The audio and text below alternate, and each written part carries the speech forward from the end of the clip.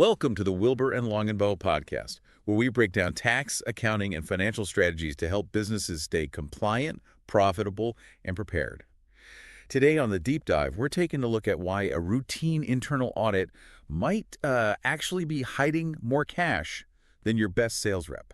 Yeah, it completely reframes how we look at accounting. I mean, instead of seeing an audit as this scary government investigation or a reactive penalty, this framework treats it as a proactive health checkup. Right.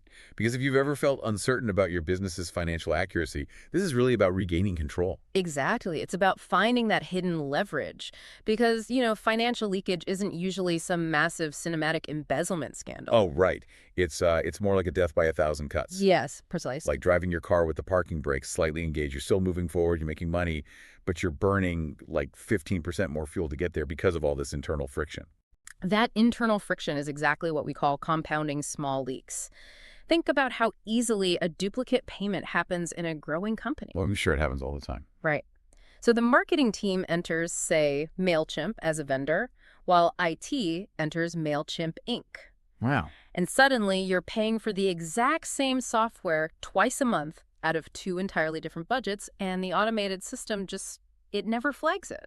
And because it's only, what, $50 here or $100 there, it doesn't trigger any alarms. It just quietly embeds itself into your baseline operating costs. Exactly. Fixing 10 of those mechanical friction points, the duplicate vendors, the incorrect payroll classifications, the unclaimed tax deductions, that almost always generates significantly more bottom line savings than trying to hunt down one massive, obvious accounting error. I kind of want to push back on this, though, because conducting an internal review, it takes time and resources, right? Here. So isn't it sometimes cheaper to just let the parking brake grind a little? Like if you make a minor tax mistake, isn't it easier to just pay the small penalty if you eventually happen to get caught? So that is exactly what the framework calls the remediation trap. The remediation track. Yeah. Prevention is almost always cheaper than remediation because the IRS, or really any regulatory body, they don't just want the missing money. Their penalty structure is mathematically designed to punish delays. Oh, wow. Right, so a small payroll classification error, it compounds daily. The wait-and-see approach basically guarantees you pay exponentially more in penalties, interest, and administrative cleanup than you would by just fixing it today. So it's a domino effect. By catching it early, you stop the compounding interest dead in its tracks. Exactly. And while you're digging into those leaks, you accidentally solve another massive problem, which is cash flow visibility. Right, because you start spotting the slow-paying customers and the overdue receivables.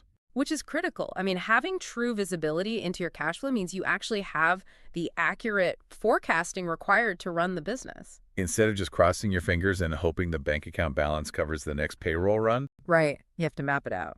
But, cash flow visibility creates a new problem. Now that you've freed up this cash and improved your margins, you become a much bigger target for operational bottlenecks. You do. That's why mapping your cash flow automatically forces you to look at your internal controls. When I was looking at the framework, what jumped out to me were those three crucial questions. Who approves the payments? Who reconciles the bank accounts?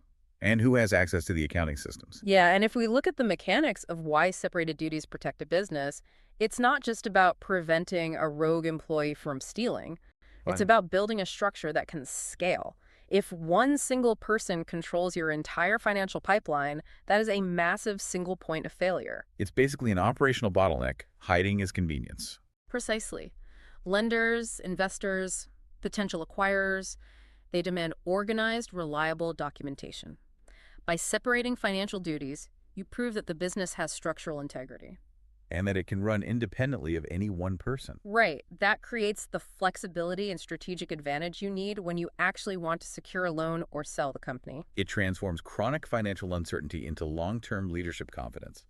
So routine audits catch the expensive small issues early, they reduce your compliance risks, and they provide the financial visibility needed for, informed decision-making. You stop worrying about what you might be missing, and you can finally start focusing entirely on growth. Which is really the goal. Yeah. So if you want to learn more about tax, accounting, compliance, advisory, and financial planning services, definitely check out www.mwwcpa.com.